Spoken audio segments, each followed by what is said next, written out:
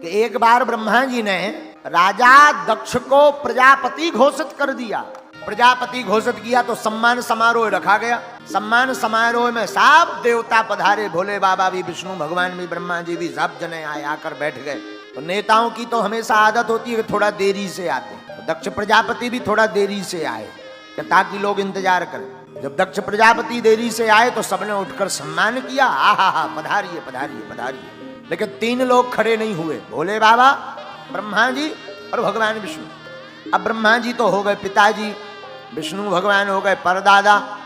भोले बाबा ने सोचा हम में और भगवान विष्णु ब्रह्मा में क्या अंतर है, सो भोले बाबा भी नहीं भय। तो राजा दक्ष ने गौर से देखा कि सब तो सम्मान कर रहे हैं पर ये तीनों बैठे हैं, पर एक तो पिताजी हैं, दूसरे परदादा, ये तीसरे भाई साहब क्यों नहीं उठे, ये तो हमारे दामाद हैं। और जैसे ही दक्ष प्रजापति बैठा और बैठते ही सुनो सुनो सुनो, देवता चौंक गए कि मुख्य अतिथि का भाषण तो सबसे बाद में होता है, ये श्रीमान जी तो पहले ही दे रहे। लगता है कोई बड़ी बात, ऊंची बात है। हाँ हाँ भाई गौर करो, हाँ सुनाइए महाराज। अरे देवताओं, सभ्य समाज में एक भी असभ्य व्यक्ति आ जाए तो सभा का स्वरूप बिगड़ जाता है। तो सब एक दूसरी तरफ देखने लगे, भैया यहाँ असभ्य कौन है। राजा दक्ष बोले तुम्हें दिखाई नहीं पड़ रहा ये नंगा शिव, न बैठने का ज्ञान न उठने का ज्ञान, हमेशा भूत प्रेतों के संग रहता है, भूतों जैसी आदत। तो किसी ने कहा सरकार तुमको इतने अवगुण दिखाई दे रहे तो अपनी बेटी का विवाह क्यों किया। राजा दक्ष ने कहा वाह, हम और अपनी बेटी का विवाह ये नंगे के साथ। अरे वो तो पिताजी की आज्ञा थी, वरना कहाँ हमारी सुकुमारी कन्या इतनी सुंदर, और कहाँ ये मरकट लोचन वाला शिव। मरकट लोचन का अर्थ होता है बंदर सी आंख वाला। अब थोड़ा नंदी तो फनफनाए, तो भोले बाबा अगर आपकी आज्ञा हो तो हम जरा इनको डेकाडोन का लगाएं। भोले बाबा ने कहा नहीं नहीं नहीं, शांति के साथ बैठो, ये ससुराल की गालियां हैं, किसी को विवाह में मिलती, हमें शादी के बाद मिल रही है, प्रेम पूर्वक पाओ।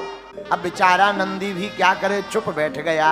तो राजा दक्ष तो नाराज है, अब भोले बाबा तो एकदम मुस्कुरा रहे हैं, सदा आनंद में रहते भोले बाबा। सोई राजा दक्ष का दिमाग और ठनक गया और चिल्ला करके बोला सुनो, आज के बाद किसी भी यज्ञ में भगवान शंकर का कोई भाग नहीं होगा, जाओ हमारा श्राप। अब तो नंदी महाराज से नहीं रहा गया, नंदी महाराज का दिमाग खराब हो गया, बहुत बक बक बक बक बक सुन ली और खड़े भय तमक करके नंदी, क्यों भगवान शिव की, विष्णु की, माता पिता और गुरु की निंदा नहीं सुननी चाहिए, वरना गो हत्या बराबर पाप लगता, न कहनी चाहिए न सुननी चाहिए। तो नंदी ने खड़े होकर के श्राप दे दिया, ए दक्ष, जब से आया बक बक बक बक बक पिए जा रहा, जा हमारा श्राप है तेरा मुंह बकरे का लग जाए। भृगु मुनि जी वहीं पर खड़े थे, अपनी डांडी पर हाथ फेरते हुए भृगु जी बोले ए नंदी, तुझे क्या लेना देना, ये ससुर दामाद का मामला तू क्यों बीच में बोला, जा हम भी श्राप देते हैं, शंकर जी के जितने गढ़ हैं सब पाखंडी हो जाएं। नंदी ने कहा वाह, हमें पाखंडी का। सोई नंदी तमक करके उठे, ए बाबा ज्यादा पटर पटर पटर पटर बोल रहा है, जा हम भी श्राप देते हैं, तेरे जैसे जितने ब्राह्मण हैं सब मांगने वाले मंगना चटकार ब्राह्मण बन जाए। क्या हम ब्राह्मणों को तो तब से ही मांगने का श्राप लगा है। अब तो भोले बाबा ने मन में विचार किया कि हम आए थे सम्मान समारोह में, ये तो श्राप समारोह चल रहा है, बड़ा विचित्र छिड़ गया। तो भोले बाबा ने सोचा यहाँ से भाग लेने में ही सार है। सोई नंदी का हाथ पकड़ा, ये चलो। अरे नंदी बोले थोड़ा और मजा ले लो। अरे भोले बाबा बोले कहाँ मजा ले लो, तुम श्राप में कहीं हमको भस्म और मत करवा दो, चलो यहाँ से। और भोले बाबा चले, माँ सती को नहीं बताया। और राजा दक्ष का दिमाग ठनक गया, एक तो क्रोध में, दूसरा मुस्कुराए, और भोले बाबा तीसरा चले भी गए। रहते तो थोड़ा ताव और दिखाते। तो राजा दक्ष ने एक यज्ञ का आयोजन किया, सबको न्योता दिया, पर भोले बाबा को नहीं दिया।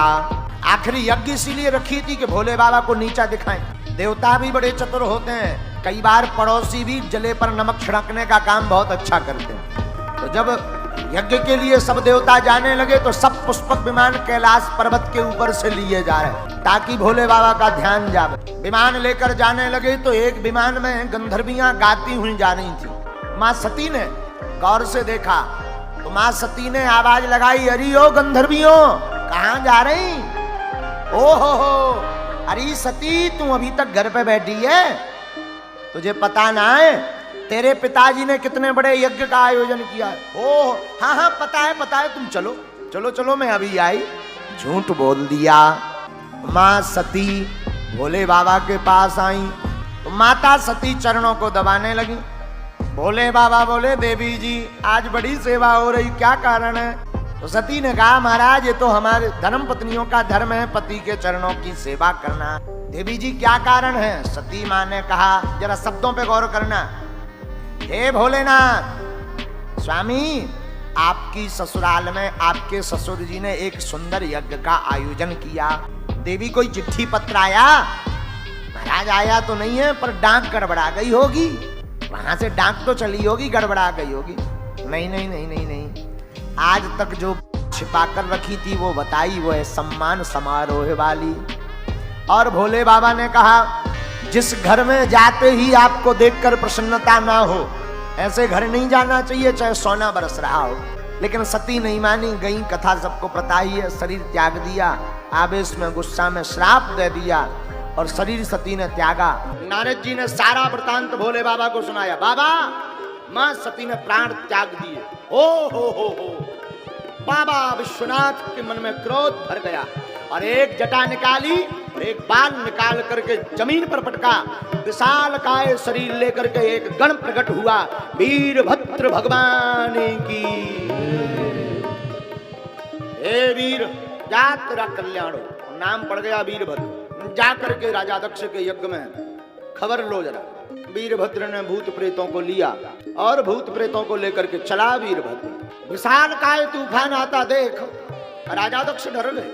तब तक भृगु जी ने कहा, भाई ये तूफान कैसा?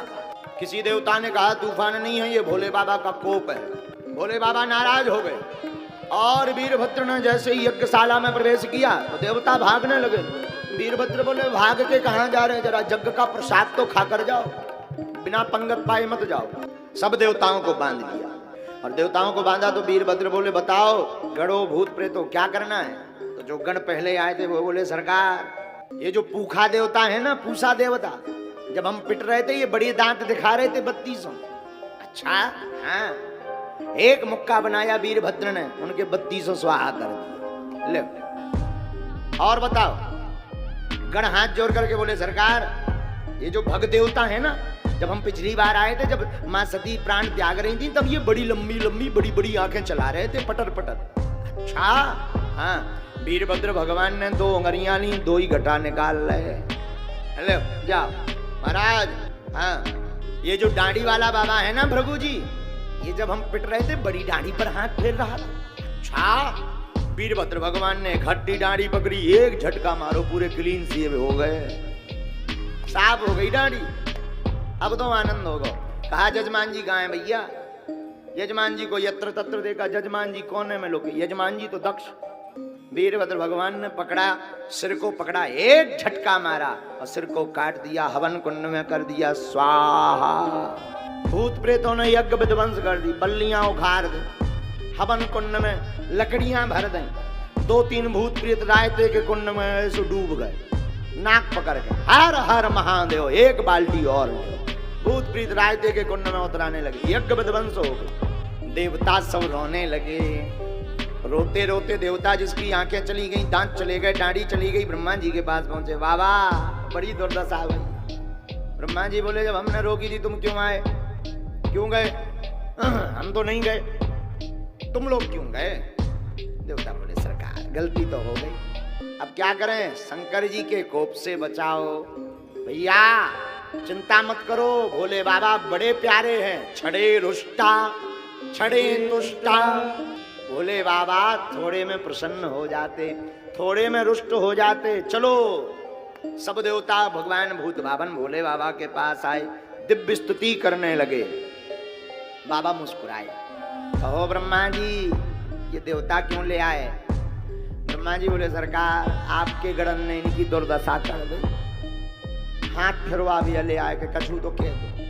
शंकर जी बोले, जब उपद्रव ऐसा करेंगे तो दंड पाएंगे ही पाएंगे। अरे सरकार अब तो विश्वनाथ कृपा करो, बताओ क्या कृपा करनी? पहले देवता आए, भृगु जी बोले, महाराज हमारी तो पूरी दाढ़ी चली गई, लंबी लंबी दाढ़ी रहती थी, आदत थी हमारी, बात करते थे तो हाथ फेरते थे। अब काय में हाथ फेरे? देखो बाबा, पूरी दाढ़ी तो नहीं आएगी पर आगे आगे की आ जाएगी, काम चल जाएगा। अरे बोले मरते क्या नहीं करते, भागे भूत की लंगोटी सही, ले आओ महाराजा। बाबा ने कहा तथास्तु। तो ही आगे की थोड़ी थोड़ी सी दाढ़ी शुरू हो गई। तब से जब फ्रेंच कटिंग शुरू हो गई, पूछा देवता आए, बोले महाराज हमारे तो 3200 चलेगा, एक भी था, कम से कम दाढ़ी ही छोड़ दे। चबाऊ तो राते लड़ुआ लोचई, अभी लोचई नहीं खा पाने। शंकर जी बोले लोचई बंद करो, कुछ नहीं खाना पीना है, एक काम करो आज से तुम सत्तू खोल के पिया करो। हाँ, सत्तू खोल लिया करो, पी लिया जाओ, तथा जय हो बाबा, कम से कम प्रसन्न तो करो। दूसरा देवता है भग देवता, महाराज हमारी तो दोनों आंखें ही चली। शंकर जी बोले देखो भाई, आंखों का स्टॉक तो खत्म हो गया, आंखें तो मिलेंगी नहीं, एक काम करो तुम अपने मित्र की आंखों से देख पाओगे, जाओ हमारा आशीर्वाद है।